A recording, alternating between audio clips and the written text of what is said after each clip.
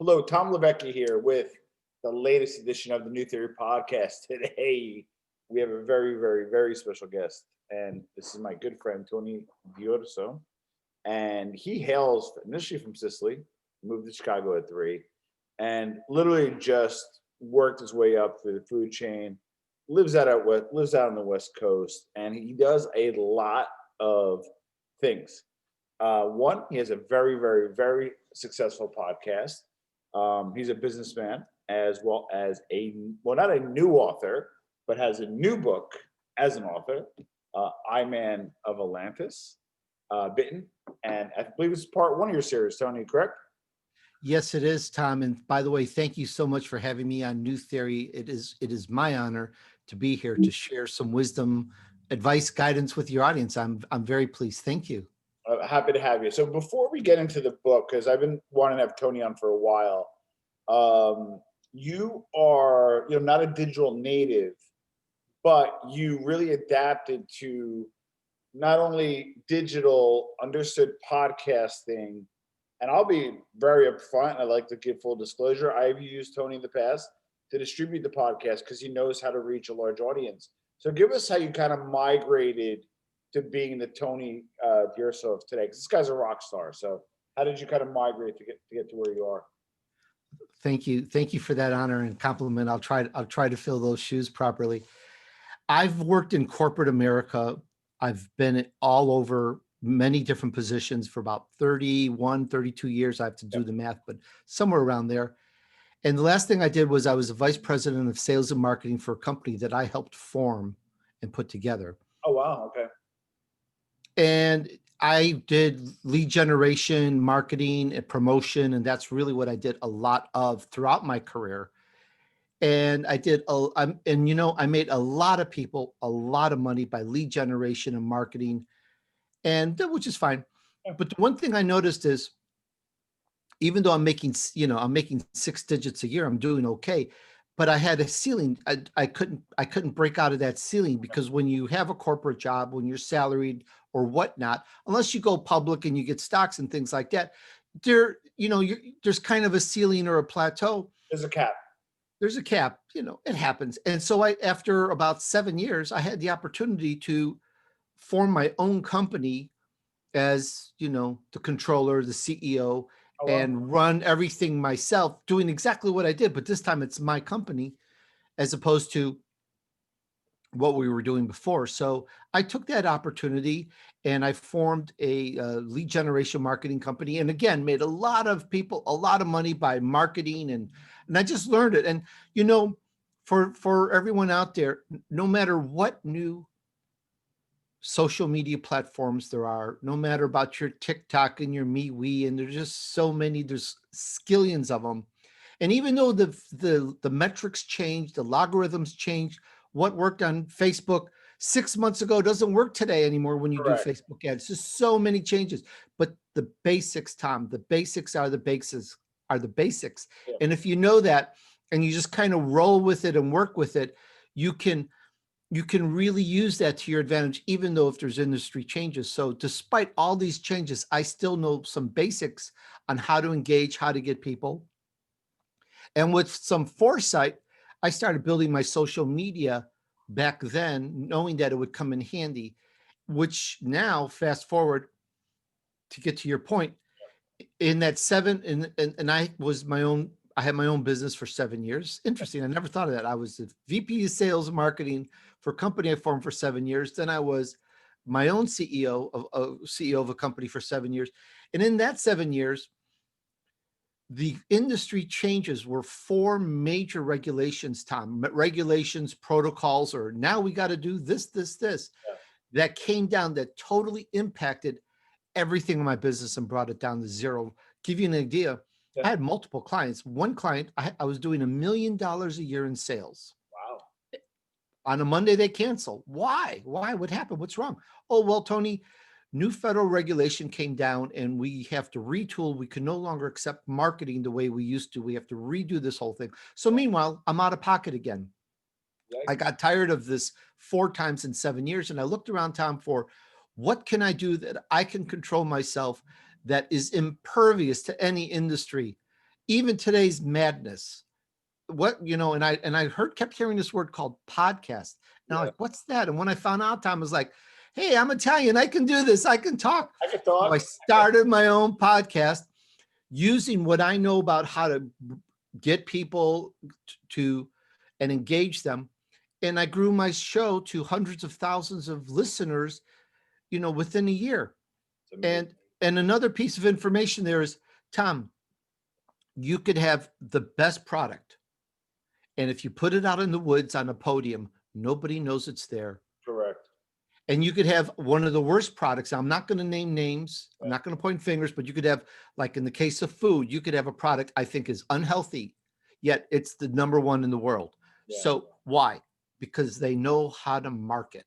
And that's the whole key difference between my show. I'm at 10 million downloads now in 5 years. I just hit 5 years. I just hit 10 million downloads. It's not falling out of bed or off a log. It's work.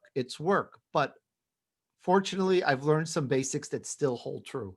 So I know firsthand that you're good at getting eyes and ears on on your show. And I first want to, we'll spend a minute on this, folks. We'll get to the book in a second, but having Tony on is super valuable. So I want to make sure we extract enough value out of this because he has to offer. What do you do first? Do you create the great content and then focus on the distribution and get the audience, or do you maybe build up a little bit of social media, meme pages, micro content, build it up a little bit, and then insert content into the mini platform you have? Kind of chicken or the egg. What would you say to somebody starting out? Should they content first and keep kind of speaking out there until enough people hear it and build that up, or should you maybe build up your audience first and then slide in your content? What do you think? I have two answers, and I wish they were short answers for that. It's okay, Tony. You're and here. I have when I started, I was looking at that same question. How do I do this? I mean, I've been to school, I've been to university, I've gotten my degree. I've learned a lot about promotion marketing in theory and in the world. And it was like, how do I go about this? Yeah. So what I did was I wrote out my vision. I wrote out my purpose, my long-term objective. I wrote this all out and I formulated what I call the vision map, which is a free ebook I give away at TonyDurso.com. I totally give it away in my book section. Love it. I'll put a link. And while and the first thing that people, the first thing you're going to run into, and I'm happy to explain it to you, is you're going to hear words. You go, oh, Tony, I know those words, but hey, folks, when you're talking to a world-class chef and you're asking how to make one of the best chocolate souffles in the world, and he says, you're going to need sugar, you need flour, you need the chocolate, you need milk, you need eggs, or whatever, you're going to go, I know those words. Yeah. But that doesn't mean you know how to make that souffle. Or even better one, everybody in the audience, I will bet you $5, everybody in this audience has driven a car or knows what a car is. You've heard windshield, engine, tires, brakes. Yeah. You've heard suspension, transmission. But I dare anybody to go in your backyard, go in your garage and build a car from scratch. I mean, pour the tires. I mean, make the molds, build the engine, make the wires. You're going, Tony, this is crazy. It's impossible. You're right, but you know the words. So when I say the vision map, don't just go, oh, I know those words. Zone in, dive in, because the first thing, if you want me to give you a couple key points, please. The first thing is the vision. The vision is a broad, the broad look of what you want to do. And the way you write your vision out is you go in the future and you turn around and you look at the past and you write out almost like a dream, almost like a movie, almost like a wish. I see myself doing this. I see myself doing this, and write it down as if it's a reality. And that's the first thing you do is your vision. So I wrote out, I'm podcasting, I wrote out, and it's a one sentence. And that one sentence, folks, can take you weeks to make perfect. And then you write down your purpose. The vision, by the way, is a doing, D-O-I-N-G. It's doing. It's what you see yourself doing. Then purpose. Well, why am I doing it? What's the reason? Why am I getting up out of bed? And that's B. The way I look at it is, what are you being? Why are you doing it? So underneath that is your purpose. And then underneath that is your long-term objective. Okay. Now that's a new one, Tom, because Yeah. as soon as I tell you the word, you're going, oh, that's a goal. But the reason I don't call it a goal, Tom, is first of all, 20, 30, 40 years ago, even 20 years ago, companies, corporations, they had 5, 10, 15-year strategies and goals. Yeah. Things have changed. The goal is no longer a goal. There's experts out there. Their goal is 1 day, Yeah. 3 days, a week, a month. What are you going to do in 3 months? So there's so many definitions of a goal, including ball and basket and so forth. So I call it a long-term objective. What do you see yourself doing in 1 or 2, maybe 3 years as accomplishing? That's an H for having. What have you accomplished? So I wrote all these out. And then under that is a master plan. And the master plan has 2 parts. It has a strategy and it has a tactical. And the strategy is like, let's go military sense. If we can capture this island, we now control the corridor, the sea corridor to a particular continent or whatever. And so that might be a strategy. And then underneath that is the tactical. How are you going to accomplish? How are you going to take that? And it goes all the way down like this. The vision is this big, long thing, and it goes all the way down. Then the purpose, the long-term objectives, the master plan, all the way down like an inverted V, Tom, to what are you doing today that's going to accomplish your plan? It's a tactical step that gets in your strategy, that gets in, that accomplishes your purpose, that helps you forward and accomplish your vision. And when you look at it that way, it's very organized, and there's so much more to it. I'm really doing it an injustice, but just so you know what it is, there's a lot more in the book, and it takes training. Give you an example of its workability. I took a person who was selling something on Amazon, 5 products a month, Okay. health products.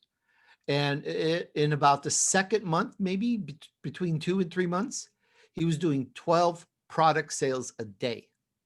Wow. Just on working on the vision map. I took someone else, and his podcast, aside from my social media marketing, but I helped him build his podcast.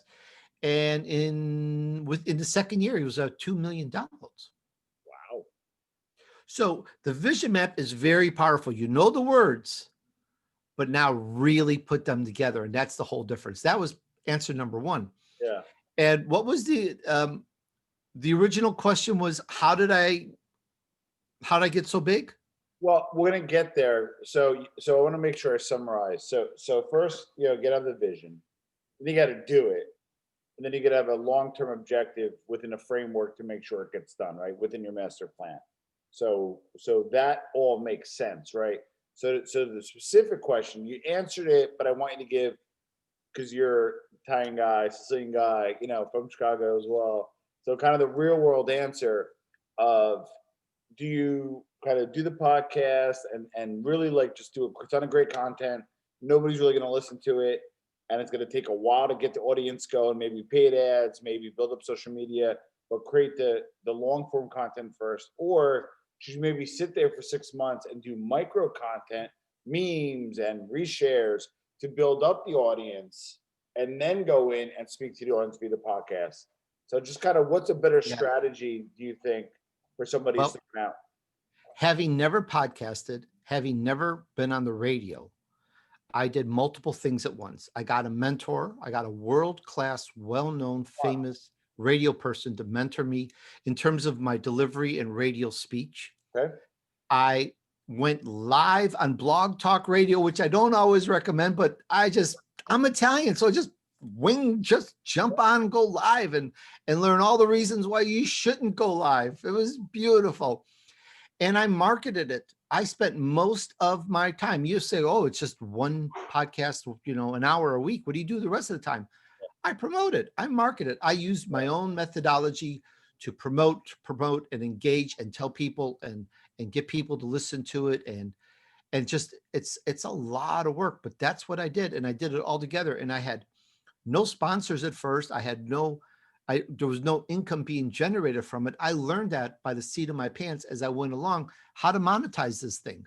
I was getting hundreds of thousands of downloads. It's like, how do I get, money from this? So I had to figure it all out, because when I started, it wasn't as clear cut. Maybe it may be today. I haven't taken anyone else's podcast class, and by the way, I'm looking at putting together my own, because Should. I know so much information. I think a class would be valuable, and I am getting asked about that.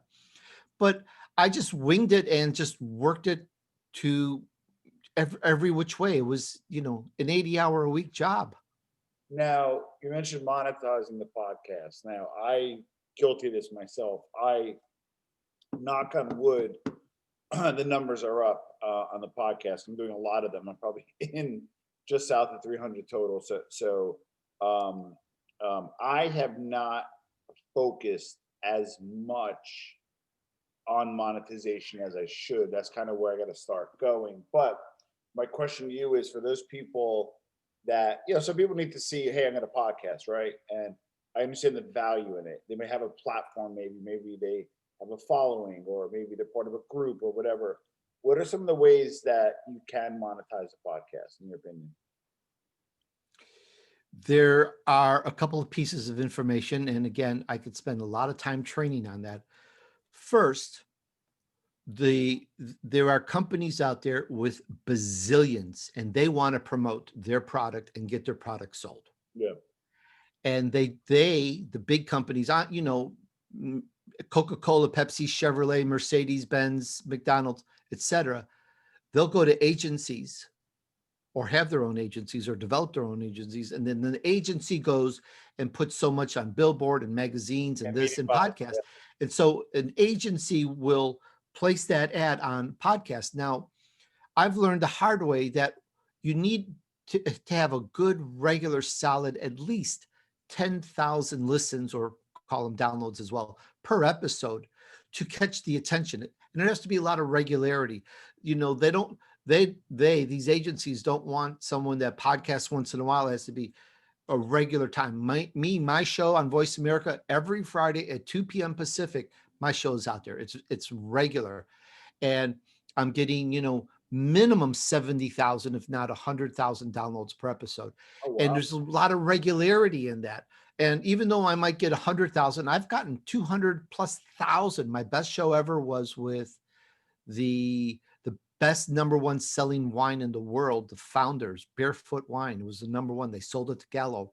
Oh, wow. That show did well over 200,000 downloads. Wow. But to my sponsors, I only sell it at 70,000, because that's the minimum. It's like, what's the lowest that you see your show go? So I sell it at 70,000, and they can count on that. Yeah. And so, but you need at least 10,000. You'll hear less, but once you get 10,000 stable minimum, you can then find these agencies. They're out there. They're very easy. Advertise Cast is one of them, and I can help, give advice on that. Now, yeah, because I heard, it's funny because, like, you hear so many different answers for podcasts. It's still the Wild West. I know Joe Rogan just went over the Spotify. Things are getting real, in terms of the money and dollars spent. The media buys are going to start going that way.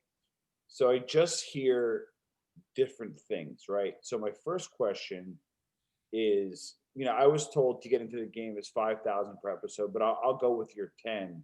Is it 10,000 per episode, or 10,000? Like, for example, so to do an on-air read, right? I'm guessing you need a download group of 10,000 per episode planned, right? Now, I'm from the digital world like you, and I'm a CPM guy, right? So I'm guessing the rate per, and for those who don't know what that is, it means cost per 1,000. So I'm guessing the CPM for podcasting is higher than that of digital, because digital, I'm in at $2.50 per 1,000, $5 per 1,000. But I understand the podcasting space is closer to 20 to 25 bucks per 1,000 listeners. So what is the CPM? And I know you may not charge by CPM, but give me, like, what CPM should you command when you have the audience? And let's go through the economics on that for a minute. I'm gonna grab my phone. Sure. All right. So what are your On what are your five, yeah. on 5,000, which is really not much money, the CPM, which is you divide by the 1,000. So if you have Yeah, 5,000 folks in the audience, you divide by 1,000. So correct. it's 5. Yeah, And the CPM that you can command is $25. So that becomes $125. got it. So that means you do one read for a sponsor for whatever, and it's $125 and you get paid 60, 90 days later or whatever. It's not enough money really for your Correct. time, for you to survive, pay your mortgage, your rent, whatever, Correct. put food on the table for the family. And it's really too small for the agency to do it. They got $50 million to advertise Correct. wisely. It's even though you hear 5,000. Now, once you start 10,000, you can start getting more attention of eyeballs. And then now that's $250. And if you're doing an hour show, you can easily put 4 commercials on an hour show. Now that's $1,000. Per So now episode. you're making, you can make $1,000 per episode on a 10,000 download show. Am I making sense with the numbers? And they make perfect sense. And if you Now, charge that real quick for 70, you'd be at 1750 just for that one read. So now you got my attention. Okay. So the 10,000 downloads, let's just say, because I'm not at 10,000 per episode. Would you I know recommend? how to get there. Can you give us a little? Can you give our audience a little bit of information on how to do that? Well, I'll give you some, but I want to let you know that I got my biggest client by answering junk mail. Interesting. I received it. In fact, I just got another client, a huge, and I don't like to talk about things before they come, but this is a monstrous client prospect, excuse me, Yeah. which is ready to sign. And because I got junk mail. Now, let me explain this, folks. If a company goes to the trouble and they spend money to write out an email to sell whatever they're selling, and it happens to hit you and you call it spam and go, oh, blah, blah. Yeah. Flip it around, folks. I make money from my spam. I get this email and I've built up so many conversations by answering people back. And it's just amazing. They spam you and I don't know how I got on their list and I don't care. But you know what? I see you're doing this and that, I can help with that. And I open up conversations. So don't ignore your spam. Interesting. So 10,000 to get into the game. You could obviously hire a service such as yourself, which I've used them in the past. I'm very happy with Tony. We'll use him again. What about those folks that aren't as inclined to maybe have a budget to promote their show? What recommendations do you have in terms of expanding their audience? A lot. Okay. Social media is where I get most of, I think today I get all my engagement or my additional engagement, let's call it, and my growth from social media. What else is there? Yeah. And these are people who happily connect and happily like your interest or happily have some, something that they, what do you call it, resonates with them, and they want your feed, they want to be your friend. And I mentioned this a little bit earlier, there's so many social media companies, but the big giants are still the big giants for a reason. Facebook, of course. You Of know, course. People are ignoring Facebook now. Meanwhile, it's the biggest platform, and it ages up. People that have spending capacity are on there. So one last question. Actually, I have 2 questions on the topic. I want to invest in my podcast, right? And I want to um, get to that 10,000 mark. How many consecutive shows do you think you need to be at 10,000 mark to really kind of knock on the door of a meeting by agency? Say, hey, I'm here and I'm happy to, and here's my demographic, here's my audience. What's the, how many shows do you need? I don't know. I'm not the agency that's hiring, and there are agencies out there, such as I've already mentioned, Advertise Cast, look it up. You can put your podcast in and you can create the whole form of all your information and then send them actual, what do you call it? Verification of your numbers and things like that. And when a new agency tries you, such as Advertise Cast, they may just give you 1 or 2 reads and monitor and then wait and then nothing. So even though I talk about them and I've sent people to them, they're not making their livelihood from Advertise Cast. You have to go to multiple agencies. Now, so you spurring some other questions before we get there. I feel I want to get to your books. I want to help promote it, but you're saying too much spit and fire right now, as they say. Um, okay, so I get the whole 10,000. I get the using an agency like Advertise Cast. There's another thing, Tom, that's Yeah. super, super important. I would be remiss if I didn't mention it. To your audience, every single person listening to this knows something, is good at something, whether it's building a car, making something in the kitchen, Yeah. or, I love growing orchids. I love it. I know so much about orchids. So, I'm just being fictitious, not fictitious, but I'm just kind of thinking, if I created a Yeah. podcast on growing and blooming orchids, or whatever I want to call it, with Tony, Tony's Orchids, whatever. And even if I got 3,000 people listening, Yeah. I'm building up people that love orchids or love growing stuff. Yeah. And in there, I could now find affiliate companies that sell products for the garden. Very similar, and I could bring them on as an affiliate. Those are very easy to get. They don't necessarily pay that $25 CPM. Some may, but they're a lot easier to get. And you could put those on, or they'll pay you based on a sale, and you can put them on your website. So you can start growing even with just a couple thousand followers by adding on. And now I know so much about orchids. I write an ebook, I write a course, I do a video thing, and I'm selling those.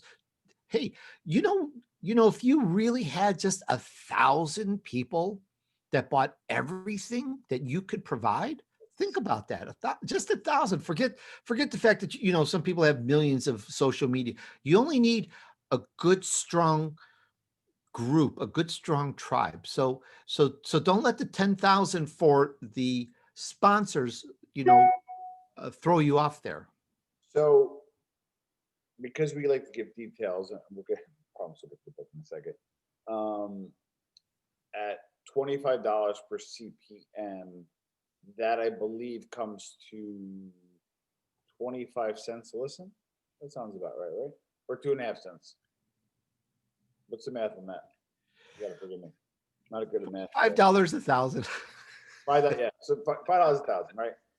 So 5 cents. So 5 cents a listen. So they're gonna pay you the 5 cents, right? Isn't it tough to get traffic? Because so like I'll go organic, right?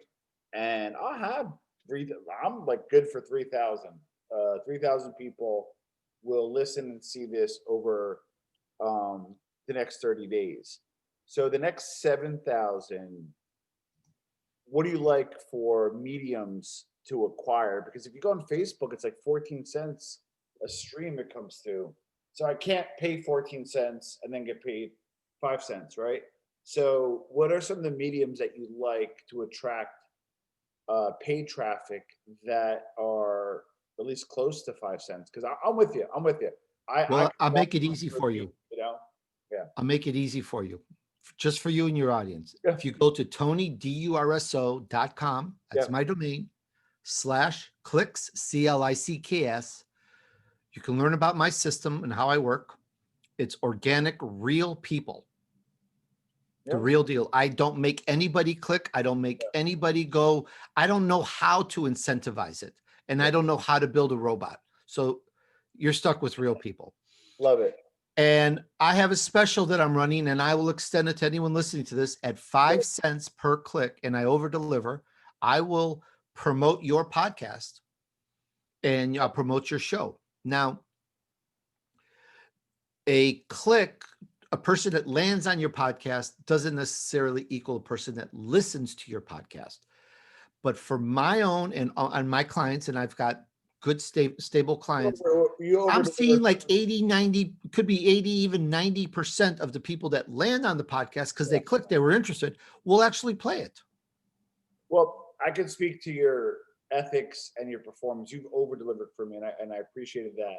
So I want to just do some back of the napkin math, right? So if I need to get to 10,000, right, and I'm good for 3,000 on my own, and I have you backfill the 7,000, that'd be $350, right? Then the blended average is 3 point. I'm just getting a little picky, guys, but the numbers could add up. So my acquisition cost per listener might be 3.5 cents. So if I can buy, it's called arbitrage, right? If I can get it in 5 cents and acquire a listener at 3.5 cents, I make a penny and a half per listener. Now I scale. Now you start making money. And if you're at $1 million, you're making a $35,000 check, and you can literally invest to as much as you want to. So this is good shit for me because I'm looking to get the podcast going. And it grows, Tom. It grows. I mean, I may, in your case, help bring 7,000 people to your show. Yeah. And remember, maybe just say plus or minus 80% will actually listen. I mean, Yeah. They clicked on the social media post, they were interested. Why wouldn't they listen? So it's a high percentage, but they'll listen. Yeah. But over time, you'll grow because they've become your fan. I mean, when I first started, I was just, I was, doing nothing. And then bit by bit, now I'm doing 70, 80,000, 90,000. Regularly, I see a lot of shows hitting 100,000 downloads in a 30-day period because I'm just growing more. Or you're growing with listeners that like your show and keep listening more, though it doesn't mean that they'll keep listening. So you have to understand the difference. Yeah. So it accumulates. So when you release a show, that's organic, or even do you pay for some of that traffic at the 70,000? When I release a show, I like letting the world and my audience know that it's there. So I promote it in a big way. I spend a lot of time promoting it, and I do a lot of social media, and I keep promoting it. And I have a tracking link, and I see how many people click through, and then my I'm with Voice America once a week. They send me my numbers, and I see how many people have listened to the show, and then I know I've promoted enough, or I need to add more promotion. This year was kind of wonky, so sometimes I needed to put more, keep promoting. So the nice thing is sponsors want it done in a 30-day period. So if you get weekly stats from your radio company or podcast host, you'll know how many more you need to fill the order. So you just keep promoting until you get it. Now, I obviously my YouTube numbers are public. I mean, you can look down and see it. My podcasting numbers, I use Libsyn. I'm a digital marketer. I believe in transparency, but I also don't like to show all my numbers. It's just being when you're a digital marketer, because you might, if you show them like where they came from, or some of the numbers, like some smart people could reverse engineer it, and like I work kind of hard for my system. So like, what happens when somebody asks for verification of numbers, but I'm a little gun shy? Oh, that's easy. Tom, I provide a tracking link. If you go to TonyDurso.com/clicks, CLICKS, you'll see actual screenshots of what the tracking link looks like. You'll see what countries your people came from, whether they were on a mobile or a desktop, and there's various other selects. I can do gender, I can do age, I can do keyword. That's easy. I can do language, and there's very selects that I recommend for the podcast generally. Yeah. Unless you only want men or only want women, open it up for both. So there's very selects, and the demographics that I provide give you a good idea of who's come, when and where and how. Yeah. So, and it's my own proprietary system in a way. So for 5 cents, 10, normally it's 10 cents. Nothing. It's like amazing because to really do well on Facebook, I mean, just listen to Russell Brunson. Is no secret. He spends $25 to promote his show per click. Yeah. Google AdWords. My brother's company, they'll spend $50 per click. Yeah. Well, they sell, their sales are $25,000 to $50,000. So they want to get that prospect at $50. So $50, $25 a click. This is normal business. But for more simplicity, I charge that, and it just works out. The numbers just work out because of the metrics. So podcasters are willing to invest to get the numbers to grow and still make it. So it really helps everybody. That makes sense. All right. So I love it. We're going to link to your site, and they have a whole treasure trove there. So you're a busy dude. How did you get a time to put this together? I'm in. Oh, I just didn't write one. 6 books are already done, and we're 6 of these. This is number 1, Bitten, Ruthless, Pursuit, Scattered, Dark Horizons. 6 of them are written. There's 3 more to go, which we're in process of writing. And this took years. Again, we didn't fall out of bed or drop off a log or whatever. Correct. We spent years putting this together. And right now, the next book, Ruthless, Volume 2, we're doing some final edits. We're working out the cover, which looks really good. You'll see it in my books section. Right now, the cover looks really great. And we're just working out those things. So we're looking to release that like January, February. But it's work. But if you read my life story, and I'm not really trying to put a feather in my hat or anything like that. I only know, I know family and I know work. That's kind of what I know.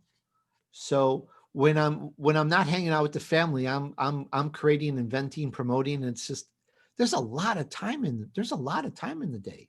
We have all the time we want. That's a lie. I'm going to drop a gold, what is it called? Drop a nugget. Yeah. The biggest lie ever that you've ever heard. Well, not the biggest, but a big one, is that there's not enough time. True. What's wrong? Tell us before we conclude. Flip your mind. You have all the time in the world, and it changes everything for you. So give us a little bit of a nugget about the book. I'm starting to read it myself. I'm not a big fiction fan, but I'm a friend of Tony's. I ordered the book from Amazon because I got to support my friend. So give us a little bit about the book before we conclude.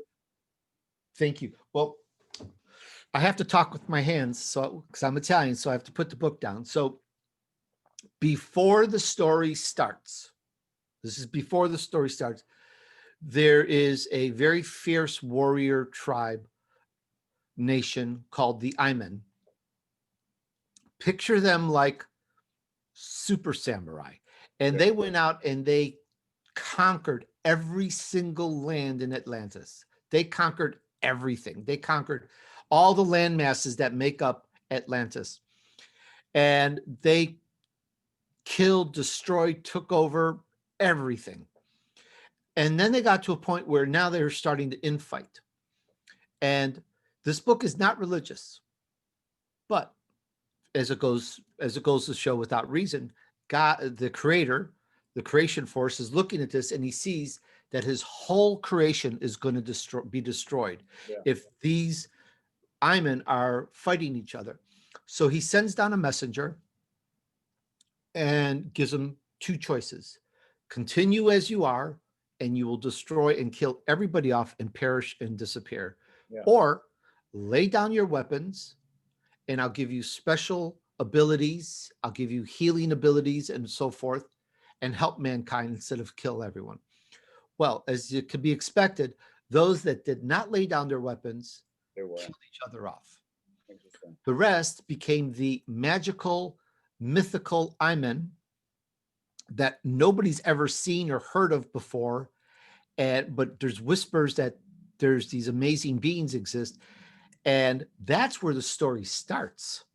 Once the world, the world learns of the Iman and what they can do, the whole thing starts to change. And bitten, you'll understand why that word bitten, because they're bitten by greed, by lust, by power, and by, what the Iman can do.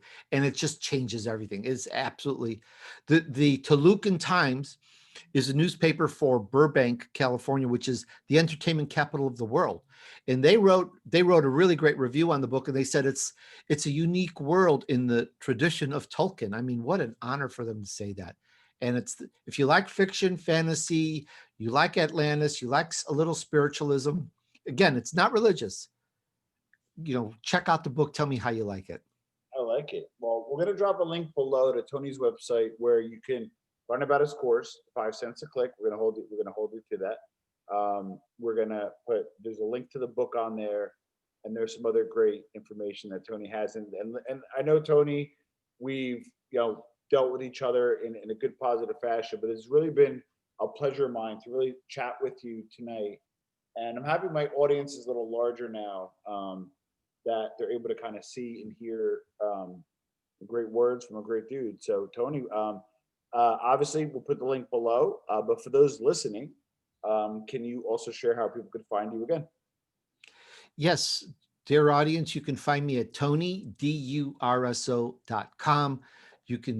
My podcast is everywhere, but you can listen to all of my shows on the podcast page. You can find out about my books there, which will take you to Amazon. You can find out about my click service, my social media marketing promotion service, and things like that. And you can read about what you might call child slavery today, but I started working when I was 5 years old. I know how it So is. I know how that is. I started out at 5 at 11. Actually, I lied about my paper route, saying I was 11, but I was really 10, and my mother had me do 2 paper routes, and I think that's part of the Italian work ethic. So check yeah, Tony out. I don't do this enough. Make sure you like, subscribe, and do a review on any of the platforms that you're listening to. And if you're watching, drop a comment below. And thank you for being on the New Theory podcast, Tony. thank you so much for having me on. It was an honor again to be on your show. Thank you so much, Tom. I really, really had a good time and appreciate it. Thank you. It's my pleasure.